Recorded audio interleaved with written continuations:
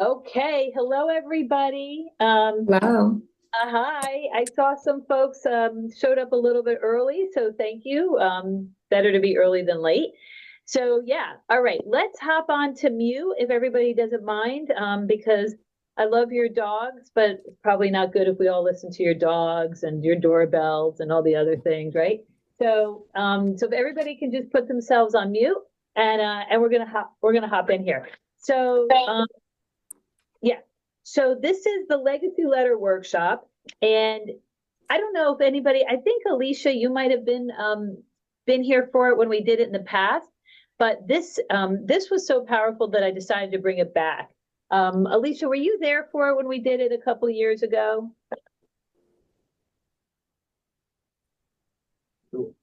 Yes, I was there. I Yeah. was on mute, so I was yelling, but you couldn't hear me. I was just gonna say I had everybody go on mute, and then I'm like, Alicia, wait, were you there? Sorry about that, Alicia. Okay, so yeah, we had somebody come, and it was why are you here? You have some assistants that are on. Oh, okay, hold on. I gotta let a bunch of people in. Give me a second here. I always forget to let the people in. Okay, how do we do You're this? gonna make the screen bigger and then we're gonna kick out the AI. Okay, what's the They problem they here? don't show up on your screen. Yeah. Okay, what's the problem then? No. Okay, we're good. Okay, so okay. All right, so this was so powerful. We did this a couple years ago that we decided to bring it back. And actually, I think this version is even better. We are recording this just so people know, because for folks that weren't able to show up, we want to be able to share this with them because, again, we think it's really important. So we're going to hop in. We like to start on time and end on time. So this is not going to go over an hour. So let's hop in. So today's agenda: what is a legacy letter and why is it important? Getting started, crafting the letter, sharing it, and then some bonus materials that we have for you. So the one thing I want to make sure is that everybody does have like a pad or a way to take notes, because what I would like is that some of you actually could draft the legacy letter during this next 45 to 50 minutes. Okay. So I want to allow for you to do that. And it's amazing how some of it will flow. And it's up to you. If you don't want to draft it during the next 45 minutes, that's okay. But what I find is that sometimes there's no time like the present. And if we don't draft it, then it might not get done. And that's why I'm sort of encouraging you to draft it. Okay. Oh, Jen, you're driving. All right. So let's go to the next slide. Right. Preparing your family. So why should we be prepared? So, as a retired attorney, I understand the importance of having a will, having a trust, having estate planning documents, right? Like I get all that. That's our bread and butter. Been doing it for 25 years. This goes beyond that. And I think it goes beyond that in such an important way because yes, you can have your power of attorney. Yes, you can have your will.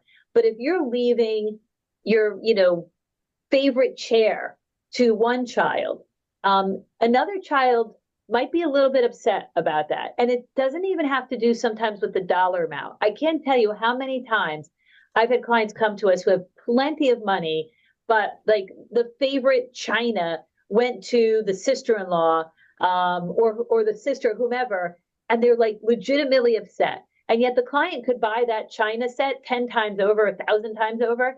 But the fact that that china went to somebody else can be very emotionally upsetting, bringing back maybe a lot of things from childhood, whatever. And so the idea here is to smooth the way, to provide context where a will does not, right? A will doesn't provide context. A will is directives. A will is do this, give this to this person, limit this in this way, right? But it doesn't provide context. It doesn't really show the love behind it or the thinking. And that part's never addressed, right? The estate planning attorneys are not addressing that. They're not helping you with that. And often the financial advisors aren't either. And so nobody's really addressing that. And what you end up then having is a lot of family members that aren't speaking to each other. And we see that quite a bit, particularly when there's wealth in the family, when there's things that have to be split up, if there's a family business. You see that people aren't speaking to each other, they're suing each other. And this is really what we're trying to avoid. So why should this be prepared? We want to make the process as easy as possible, particularly when your loved ones may be grieving, right? So think about it that way. All right, next slide. So what to prepare? So let's just go through the bread and butter, like the practical, right? Is everyone should have estate planning documents. So everybody listening to this, number one, your estate planning documents need to be in order. It's really nice that you want to have a legacy letter and show all the love to your loved ones. But if your will is not in order, if you don't have a power of attorney that works, all those things, then we've fallen short. So please, anybody that is listening to this, if you need to be updating your estate planning documents or you're not 100% sure about whether you should be or not, please reach out to us and let's talk about what you need. You need a will. Do you need a revocable living trust? Your power of attorney, you absolutely need that. An HCPOA, that's a healthcare power of attorney, right? So that if you're incapacitated, people are empowered to act on your behalf. A living will, right? So let's make sure that those core documents are in place. Let's also make sure that we have a list of contacts for family to reach out to.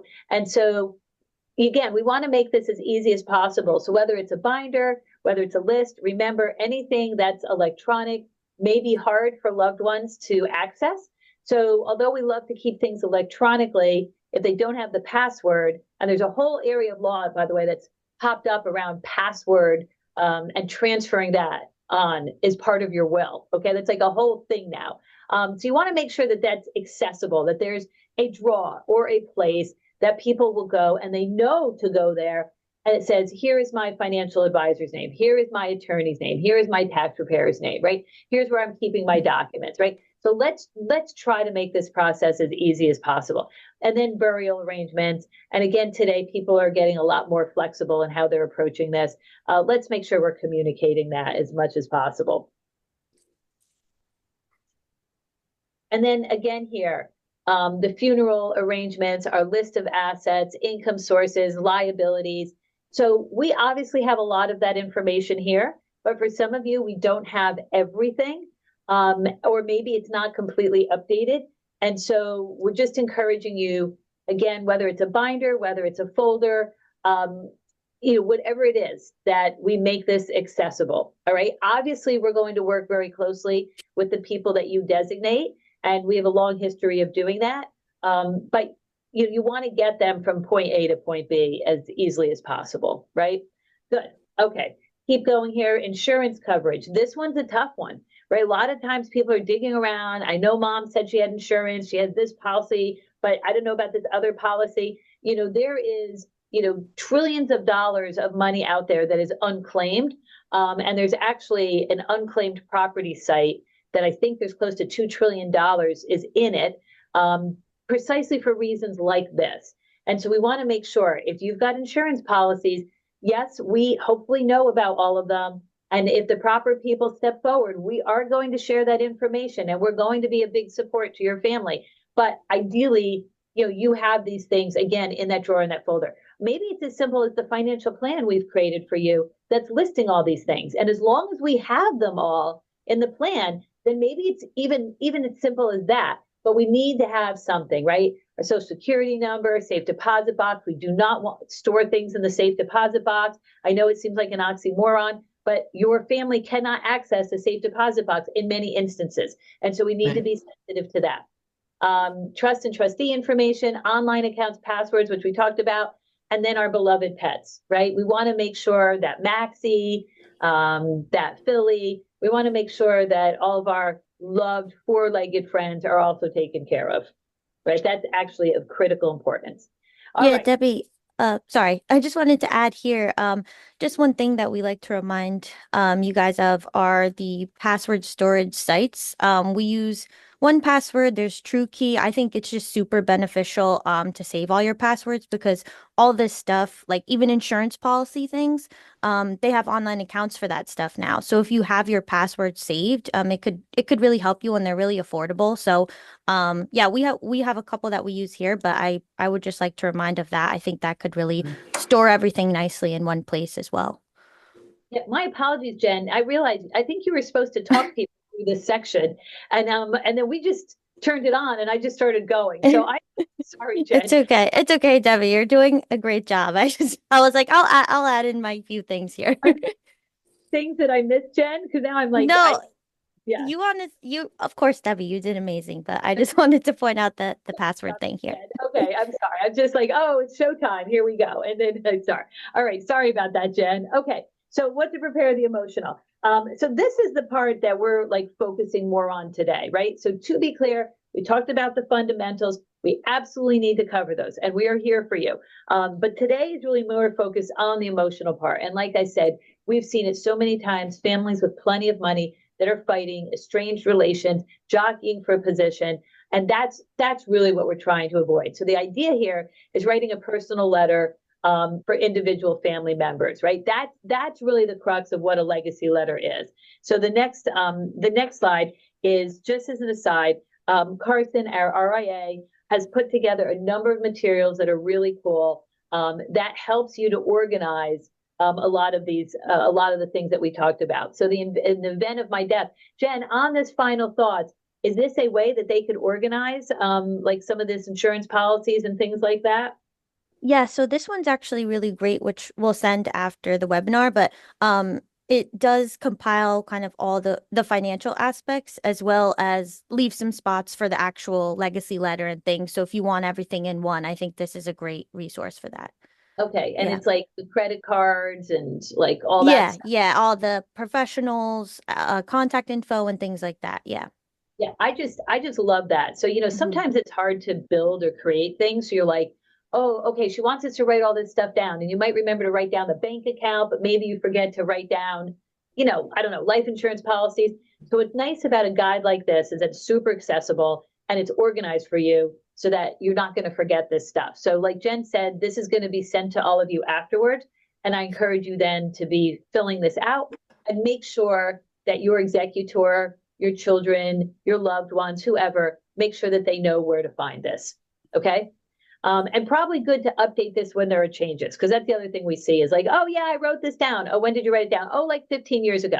Yeah, that doesn't count. Okay, 15 years ago doesn't count. And so we got to make sure that we dust this off once a year and just take a look at that. Good. All right, let's hop in. What is a legacy letter? A legacy letter. A great question. What is a legacy letter? Jen, You guys go, okay? Can you just at least let me hand it off? Oh my gosh.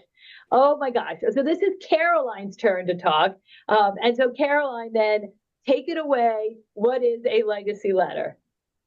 so this really is like a gift to your family and your children or other loved ones. And it's a letter that just has whatever you want to put in it, but it could be your values or life lessons or hopes and dreams, just anything more emotional and personal and heartfelt that you want to share. Um, it's not a will, so Debbie touched on this earlier, but this is not a legal document. So please don't say, oh yeah, and you're gonna get, the painting, and this other person's gonna get like a car, and someone else is gonna get this special pen that I always used to write with. More just emotional things. I'm really proud of you for X. I really hope you continue with this family tradition, that sort of thing. And why you should write this is that it cuts through the noise. I think if something happens to you, there'd be a lot of really practical things that people would have to do and would have to deal with. And it would mean a lot to really cut through all that and feel like you're hearing from that person again in a really genuine and emotional way, if something happens. And you can always return to it or write something, write something more. And this movement really got started because of the founder whose father drowned at when the founder was young, but he'd written a legacy letter beforehand, and it really inspired him and really helped this person. And so, yeah, there's a little video on hearing from the founder, Blake, and how much this meant to him and how it helped him. All right, I'm going to pull up the video now. 1 second. Caroline, would you be okay if my legacy letter talked about how much I love Philly and Max and how everything's going to them? Is that Yeah, okay? that would be fine because it's not a binding document. All right, let's listen to this video. It's just a couple minutes, but it's really powerful. It went from one of the best moments of my life to the worst in a matter of minutes. I'm standing there next to my dad's body. Like, what the heck just happened? Like, just a few minutes ago, we were out in the water together, and now my dad is gone forever. And so I was already asking myself some questions. How are we going to make it as a family without my dad? How am I going to make it? So fast forward a couple hours and we're back in the condo, I'm in the back bedroom, sitting on the edge of the bed by myself, just still in shock. My mom appears in the doorway and she says, I found something in your dad's briefcase, something I know he was going to give you on this trip. Mm. And she walked across the room and handed me a letter. And it was a letter from my dad. Apparently, he had been working on this for a couple months. He had no idea that he was about to die, had no idea that this would be his final words to me. But as I read this letter from my dad, it was everything that I needed in that moment. It was as if my dad was still there with me.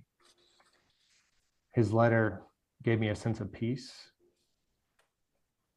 gave me hope that I was going to make it.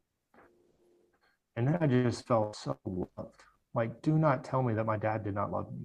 My dad took the time to put down on paper how he felt about me and my sister and brother, to share some wisdom, to share some family values with us.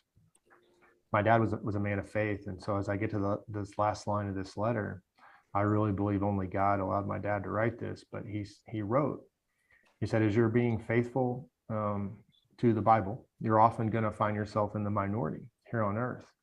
But I can assure you that in heaven, you'll be in the majority. Love, Dad.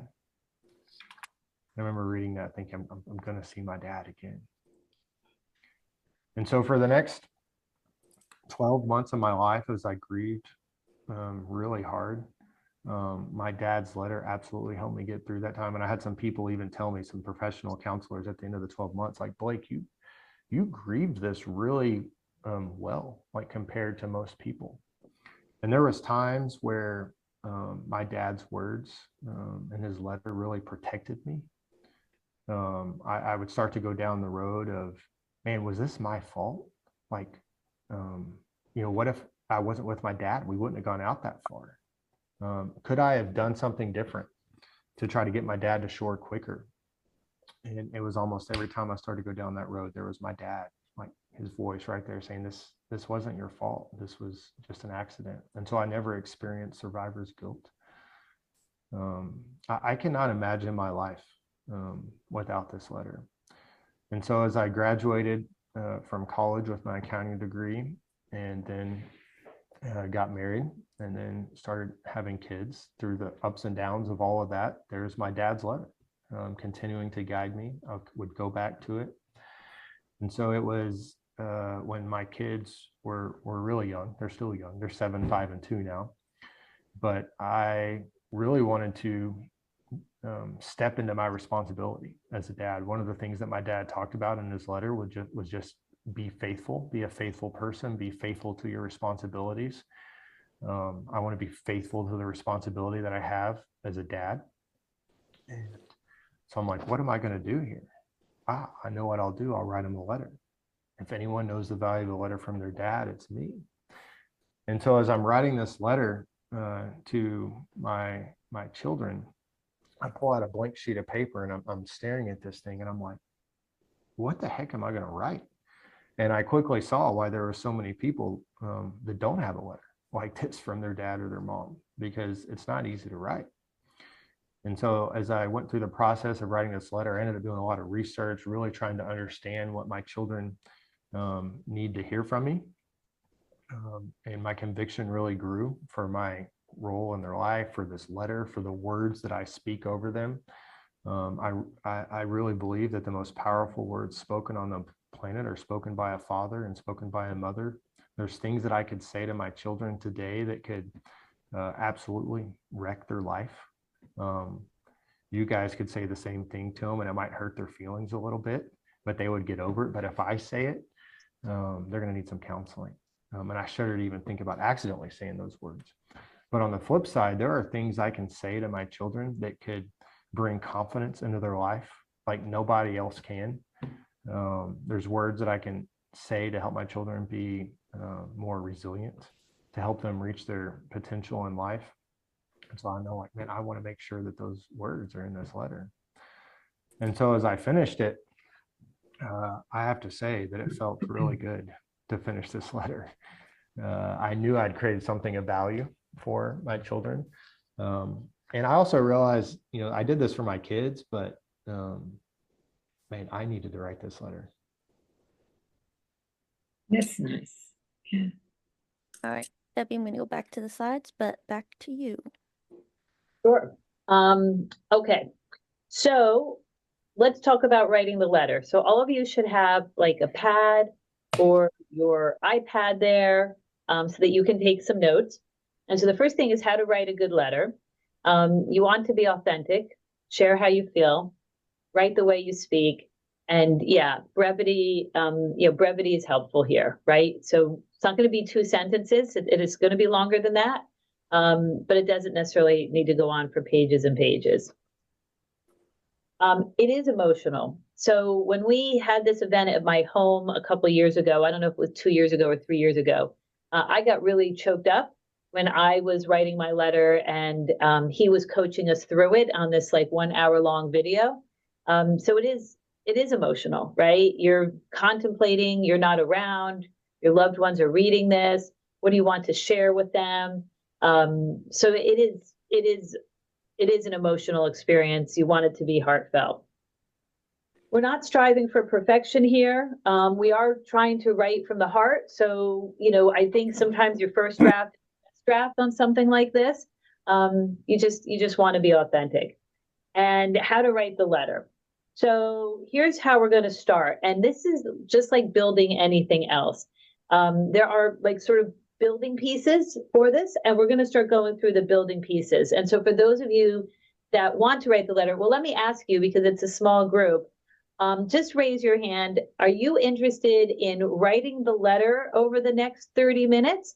Or would you prefer us just go through some of the nuts and bolts and then you do this on your own? Do I have any sense out there? Because it is just a few of you, and I want to be respectful of your time. So who would like to write the letter during the next 30 minutes? Let me ask that. Raise your hand if you want to write the letter with us. Okay. Who would prefer that we go through the nuts and bolts, have all the examples, but then you take the time and you write the letter on your own?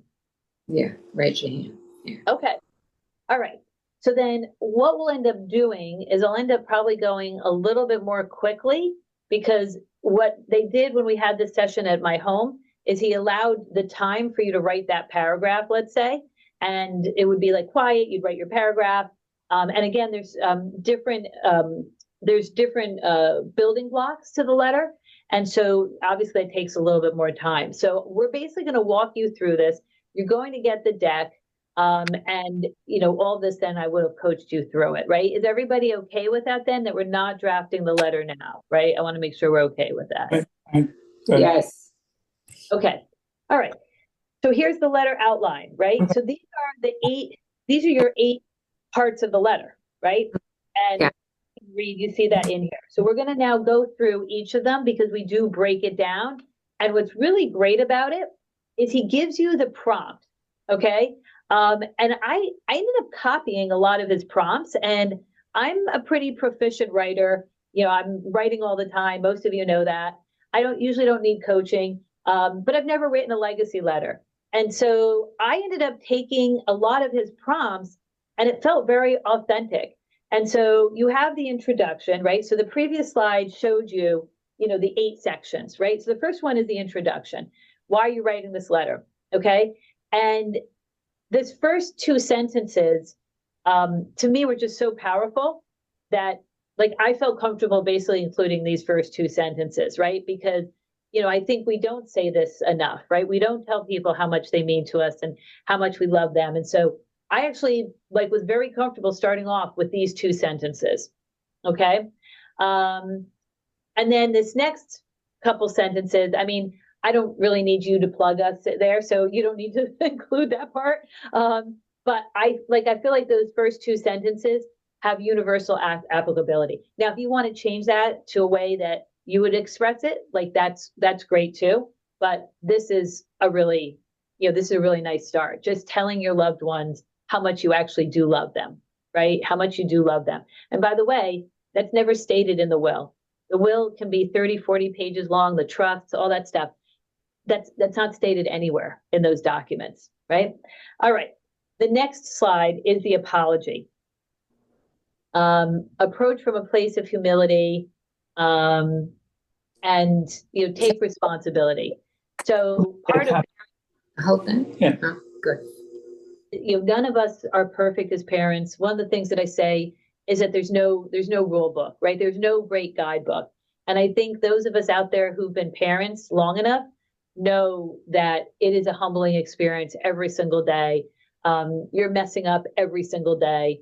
And you just hope that the things that you do right are better net on average than the things you screw up, right? That's all you're trying to do. At least for me, that's what I was trying to do as a parent. And so this is the apology, right? Is owning up, like, I made mistakes. Maybe I was a little hard on you. Maybe, you know, maybe I didn't pay as much attention because I was working hard, or I was distracted because, you know, your grandmother was sick and I was taking care of her for many years, right? So this is just coming from a place of humility and acknowledging that you may not, you know, you may have fallen short a little bit, and you know, and just sort of acknowledging your part in that, right? The next section is the I love you, right? So we're back to this again, and that's okay, right? And so you want to talk with them that no matter what happens, you know, I want you to know that I love you no matter what. And apparently there can be doubts about that, right? The children aren't always sure about that, and now you're gone, and there's certain things being left to certain children, or maybe, I don't know, maybe it was rough the last couple of years, right? Maybe relations were strained, you know, who knows, right? Lots of things happen in a family. And so coming out and really saying, no matter what happens, I want you to know, like, I've always loved you. I will always love you, like, no matter what. And I think that's something that's not said too often. So this is nice for your loved ones to hear this again. The next part is the I'm proud of you, right? And this is really interesting because you're telling, you know, I'm assuming most of these are going to children, but doesn't have to. It could go to a partner or spouse. Are you proud of me? And focusing on who they are and not what they've done, right? So it's not necessarily I'm proud of you because you became CEO of a company, right? It's I'm proud of you because you're kind, you're generous, you're a great father, you've been a great son to me, or all of you children have been great children to me, right? You're great parents. I'm proud of the individual that you are, right? And so really acknowledging their attributes, their kindness, their character, not so much the material aspects of it or the achievement aspects of it. Also at the end, you know, maybe imparting a little bit of advice, being willing to be true to yourself. I believe that's key to a happy life. And you've done that. I'm proud of you. I admire you for that, right? So the I love you, and then I'm proud of you. And then the next part's a little more forward looking, and this is the I believe in you, right? So this is what your children, again, assuming this would go to children, but it could go to loved ones, sisters, brothers, spouses. This is giving them that encouragement that you're always going to be there for them, right? Even after you're not here anymore.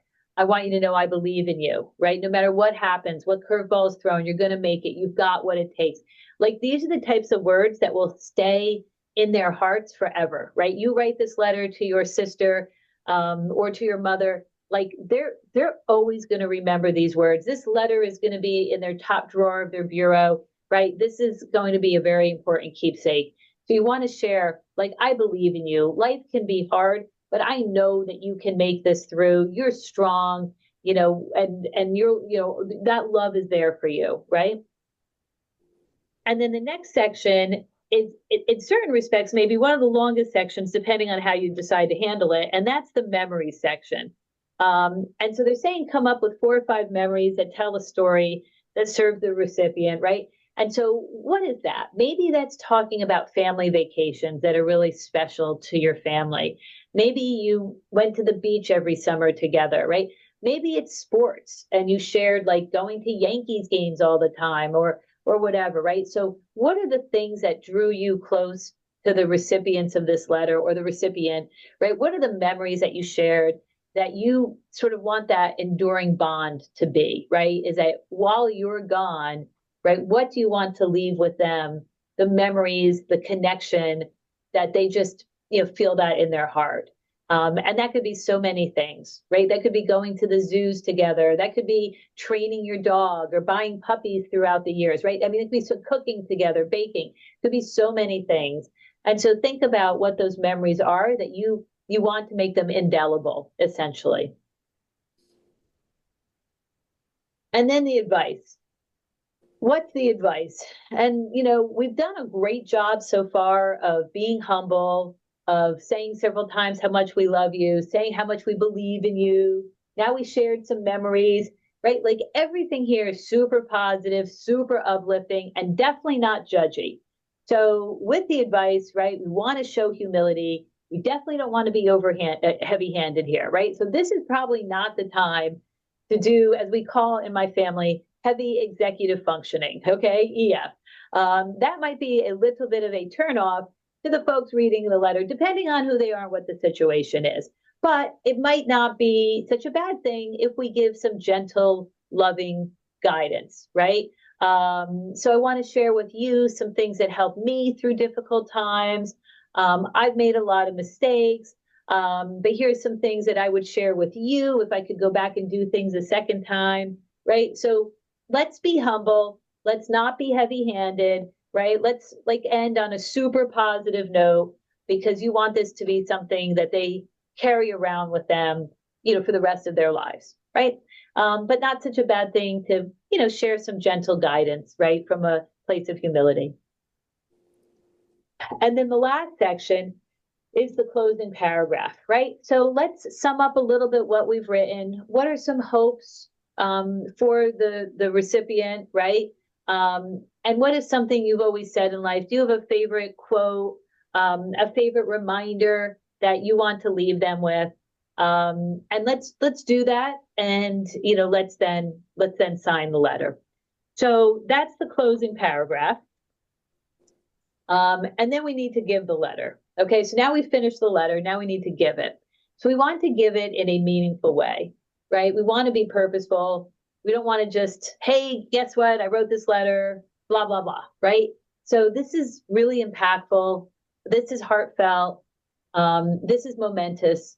And so you may want to share it maybe during like a holiday meal, or you may just want to sit down and have a cup of coffee or go out for a nice dinner, right? Whatever it is, you want to take the time though to bring the appropriate gravitas to this very emotional, very heartfelt experience that you're trying to create.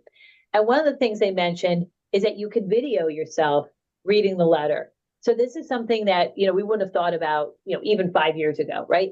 But more and more we're able to video ourselves, and you're able even to do it on your iPhone. So maybe like even after we hang up, if you're like, hey, I'm not about trying to write out all this stuff, you can literally sit here with this deck in front of you, which you're going to get the deck in the next day or two. And you could literally just look at the slide in the deck and it says, oh, opening paragraph. And then you could just video, some of those opening thoughts. The prompts are here that I think are great prompts. And you could just do a 2 or 3 minute video. And maybe that's how you want to share it, right? So there's a lot of ways to approach it. And that could be very simple for you and very effective. And so that's up to you to think about how you want to share it. And then with that, I am going to stop here because we did not draft the letter. We are done a little bit more quickly. I do have a few slides to go through on some of the guides that we're going to give you. So actually, let me do that. Let me go through the guides real quick, and then I'll take questions. So the first thing we want to share with you is the Legacy Letter Guide. We actually have a guide that basically sums up this deck. And the guide is like 8 or 9 pages, and this is all included in the deck, okay? And so that could be super helpful to you. And again, we're going to send that to you. And then here's a sample legacy letter. I want to share with you 1 or 2 other guides. We have a multi-generational wealth guide.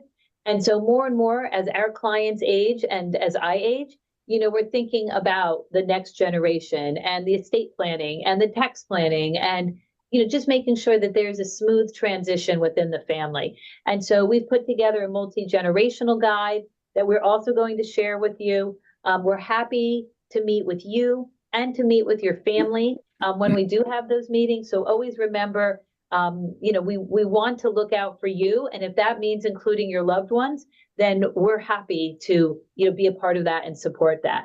And so that's the multi-generational guide. And then we have a family giving guide as well. And it talks about family governance and, again, intergenerational wealth. So you're going to get those 3 guides as well. And if you want any support, any conversations around this, feel free to reach out. And we're happy to talk you through it, have a family retreat, meet with your son or your sister or whomever, like whatever support that you think you need, we want to be here for that. And so with that, then, let's take, if there's any initial questions, any thoughts about this, feel free to, actually, let's stop here. We're going to stop recording. And so let's stop recording and then let's go to questions. I have to stop recording. Hold on. Don't do any questions.